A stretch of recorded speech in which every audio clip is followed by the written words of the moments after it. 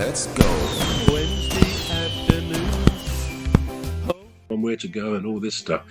It's a joy to watch him. And even before Saturday's game, one of the things for me, much as I wanted Palace to win, and they did, one of the things was I wanted to just see, because I've not seen him for a while, to play in the flesh. I wanted to see him because you just see a master footballer at work.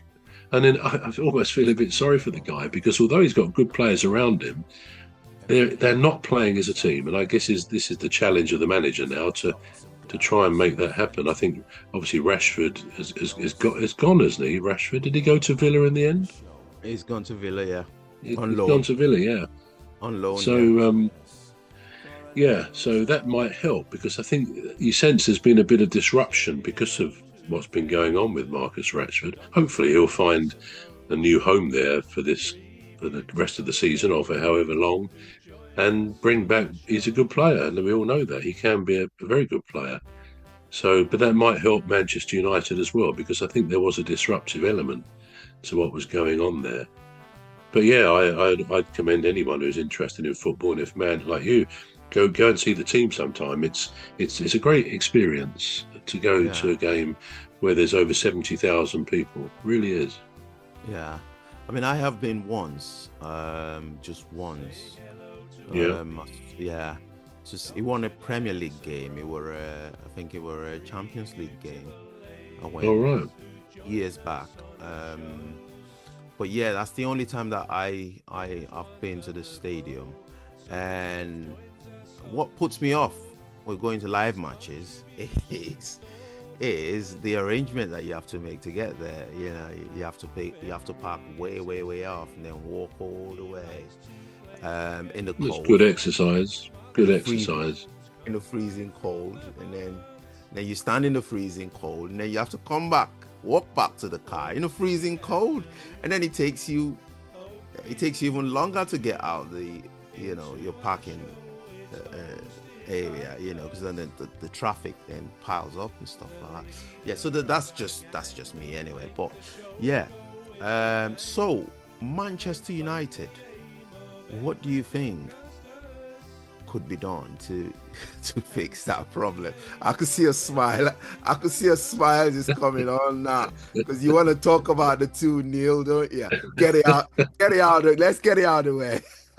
Well, no, I'll pick up on one or two points you made. I mean, yeah, we parked. Than the last time I went, we parked nearer this time. It was. I suppose 15-minute walk. Stepping it out, it was a bit cold. It wasn't as cold as I thought it was going to be, actually.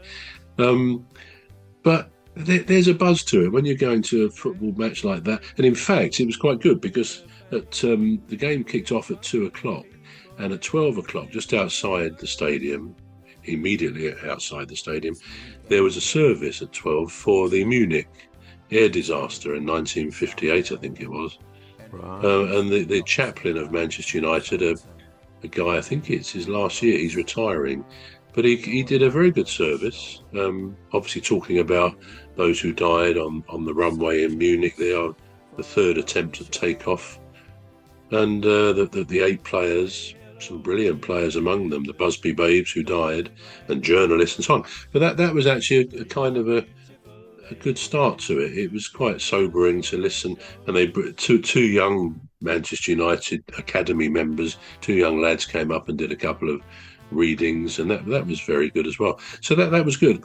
But yeah, there's a big walk, and that's all part, I think, of the excitement of a day at football. I mean, there's a few of us who go together, which is a bigger group when we get in the ground, because we've got kind of a bunch of seats together. But there's a group of us, close friends, etc.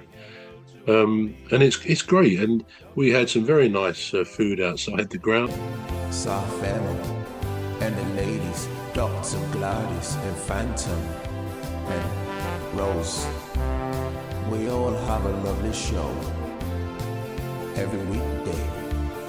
So join us for a lovely show.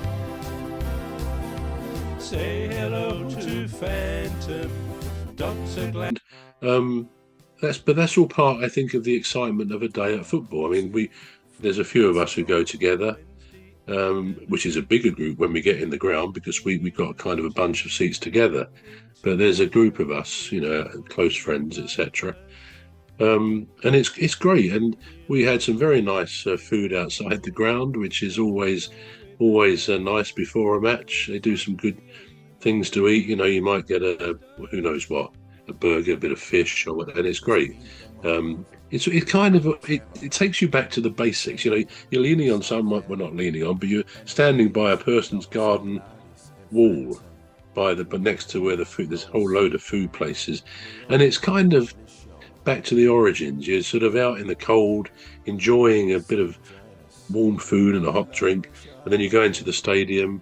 This incredible stadium is Old Trafford, and coming home. Yeah, we walked down pretty quick, as fast as we could to the car. There was masses of people coming out our way, as you would expect. But actually getting out of the car park probably took 20 minutes because the roads all around were just jammed. I mean, it's what you said. Mainly, I think, because the trains were on strike. Avanti trains, I believe. So this is why we drove up there in the first place. We would have gone on a train otherwise, as usual. But we drove, and then, having finally got out of Manchester, heading for the M6, we then saw a sign which said there's an accident on the M6, delay of about 45 minutes. That delayed us for another hour. But having said that, we've left the ground about 4:15, having celebrated the win with the players as they ran over to us.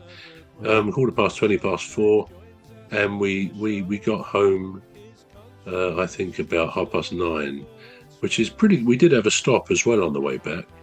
But anyway, that's another side of football. But the point I would make is, you say about the hassle of getting there, the walk, and all the rest of it, and the traffic, and that's all very true. But the difference when you've won on an away game, particularly, the whole atmosphere with us is different. You put up with anything because it was such a great occasion. I mean, Palace were dogged. They were bombarded in the first 10-15 minutes with corner after corner, and yet our defence were heroics, really, the goalkeeper. And once you weather that storm, you just got to be dogged and take your chances, and that's what happened. And for Palace, it was, in fact, I think in the last 4 or 5 matches against Manchester United, the last 4 matches, Manchester United haven't scored against Palace, so there's developing quite a good record of performance for Crystal Palace against Man United. But yeah, I do take your point, but I still say that for someone who's perhaps never experienced a Premier League game, whoever they are, whatever their age, boy, girl, whatever, it's a great experience. It really is. The atmosphere, and it's in life. I think it must be great to have a job like a footballer, where if the team scores a goal, you can actually, as a player and as a fans, you can erupt in joy. The moment grabs you. Perhaps people not interested in football wouldn't understand that, but you can see a player that the elation of scoring a goal in the Premier League, say, is not something most people have in their jobs, is it? And I think that's the drug that fans like. You go to a football match, and if your team wins, home or away, you don't think of anything else. You're so focused on that. Any worries, problems you might have, which everyone has, they're put aside for an afternoon or for a couple of hours, and you can erupt in elation. Of course, the downside is if you lose, you sink. Oh God, we lost again.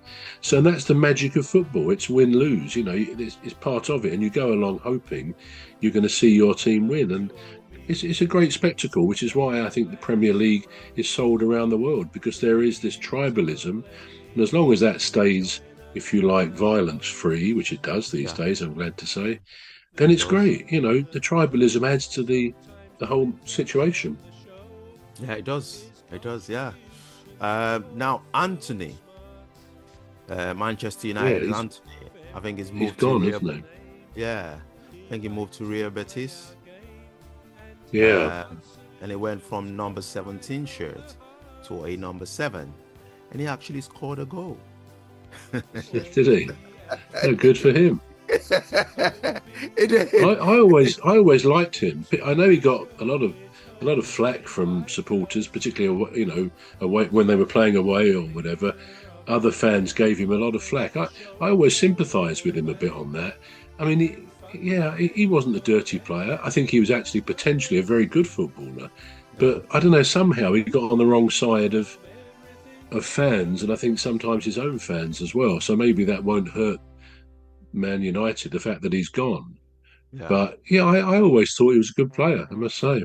Like Casemiro's another one. He doesn't seem to start the games now. I don't think the system they play works to his style of football. But he as a midfielder, Casemiro is an excellent footballer. On his day, he was as good as anybody, really. But he's not, although he's still at Manchester United, I believe, he doesn't start the games. No. But then, it's a nice job when you're earning 150,000 a week and you're not even having to put yourself out on the pitch, although they would want to play, I know. But the money they get, I suppose, is a huge compensation for not actually being picked. The money they earn is incredible. Yeah. So, we've got less than we've got about 3 minutes, but I just want to talk about Leeds United. They seem to be the next one that's going to come up to the Premier League now. Because I think they're actually top of the League One now. I think Championship. Top of the Championship. Yeah, and they're doing really well. Now, I know they've been in the Premier League before, and I think they narrowly missed out last season, didn't they? Yeah, and they went down, wasn't it, 2 or 3 years ago? So they have been up. They got up, and I think they didn't stay up very long. I think they may have stayed up for 2 years, possibly 3. Yeah. And I think they're a big club, and I'd like to see them up in the top division. As you say, they may well come up again. But it's the old problem of clubs coming up. It's a balance between buying new players that they're allowed to within the financial fair play rules, and not players will go to a club who's come up if they get a contract 2, 3, 5 years. And of course, if clubs come up and go back down, they're then saddled with these massive contracts, which is what causes all sorts of problems to them. Right. So, I think it'll be interesting to see what happens when they do come up again. Because, I mean, let's face it, this year, it does look like increasingly that the 3 teams that came up last year are the 3 teams that are going to go down. And I think I'm right in saying that's what happened last year as well. Burnley and 2 others, they came up straight back down again, because there is a leap in standard. There is a leap. The Premier League is that much better and quicker than the Championship, and it is hard for them to, instantly acclimatise to that different level. But yeah, I hope Leeds come up. But I there's other teams there as well that could well come up as well. But I like Leeds, I must say. Yeah, I like Leeds. I like Leeds as well. Yeah. Well, anyway, this is all we've got time for. But I was just gonna say, Brentford, good. Well played to them. They're really doing well, aren't they? I mean, they are doing well. They're on the table. Yeah. Right. So this is all we've got time for. Do you want to conclude this time, please, bro? Yes, I'll conclude by saying just one mention of Crystal Palace ladies team, who I'm glad to say on Saturday did get a point against Brighton. Actually, Brighton's women's home ground is here at Crawley, where I live. Quite near to Brighton, but they play most of their home games at Crawley. So anyway, on Saturday they drew 1-1, and it's only a point, and they're still bottom of the division, but only 3 behind the next team up, which I think might be Leicester. But yeah, I'm hoping that Palace ladies will do something. They've got some good players, just not had the best of runs. Anyway, that's it for now. Hope you've enjoyed it. I am Trevor Gear, and I call him Cuz. And I am Emmy Hikins, and he calls me Bruv. It's goodbye from me. And it's goodbye from me. Soft family and the ladies, Dr. Gladys and Phantom and Rose. We all have a lovely show every weekday. So join us for a lovely show. Say hello to Phantom.